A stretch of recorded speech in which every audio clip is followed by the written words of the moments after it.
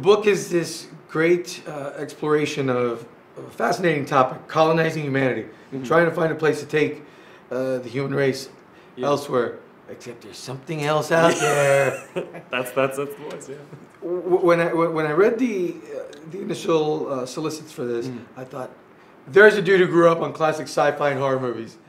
Yeah. First thing I want to know is which of those types of movies influenced you and really grabbed your attention when you were younger?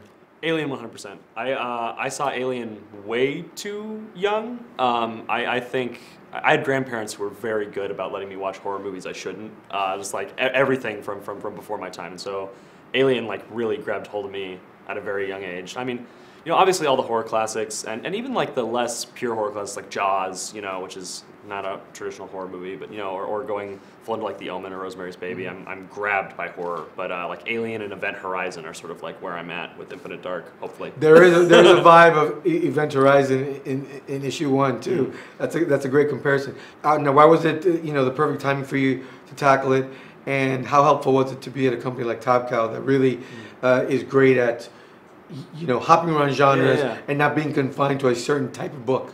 Well, for me, not to get too personal into the process, 2017 was a really, really rough year for me. I went through a lot of like really bad depression stuff and personal troubles, and Infinite Dark is ultimately a book about survival as a virtue.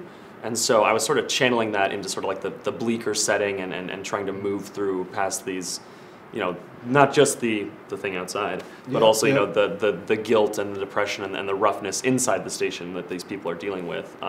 And Top Cow's always been really good to me, and I love Matt Hawkins and dealing with everybody over there, and they were very into the project from the beginning, and it just seemed right. Yeah, I mean, you've been there since before you were writing for them. Yes, you were an assistant editor? Yes. For them? Has the book been cathartic for you in a certain way? Yeah. And I it's funny, I developed it when I was in a rough place, and I started really writing it as I was coming out of it. So it was really it was very cathartic to just move through with the book. It's been nice.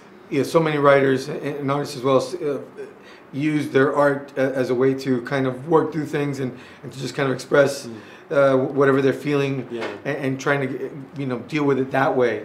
On a completely different note, you announced another pretty big project for you for a number of reasons. One, a new job is always a nice thing, but also because being a lifelong comics fan, you're finally getting to do your first Marvel Comics work. Yes, I am beyond excited. Old Man Logan, annual number 1, you have a story in there? Yes, we are doing Hayden Sherman and I, as the artist, we're doing an Old Man Punisher story. I'm really like over the moon about it. I cannot be more hype. Every time I get pages and I freak out. So. Since you're incredibly young, I'm guessing that your Punisher is Garth Ennis. It is Garth Ennis's, and I would say Punisher the End is like, I know that's like your be-all end-all and story? it's like the bleakest, worst one, but I love that book. So many people like to take on Frank Castle because he's such a fascinating character. Yeah. Despite the fact over the last 25 years, a million stories have been written about it. But the right creators come along and they find different ways to express it.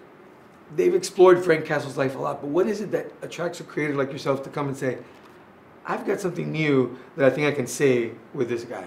Well, I mean, for me, the Old Man Logan timeline, right, the Wastelands, this is like the bleakest time for the Marvel Universe. It is rough, and people are having a miserable time. And then you take Frank Castle is one of the most nihilistic people in the Marvel Universe. It's like, how does that man interact with that setting, And I think we're taking to some really interesting places that are, while grim, because it's still the Punisher, I think there's something almost slightly more like weirdly, paradoxically uplifting about what we're doing with him, and also, but it's uplifting is usually not a word used to describe a Frank Castle story.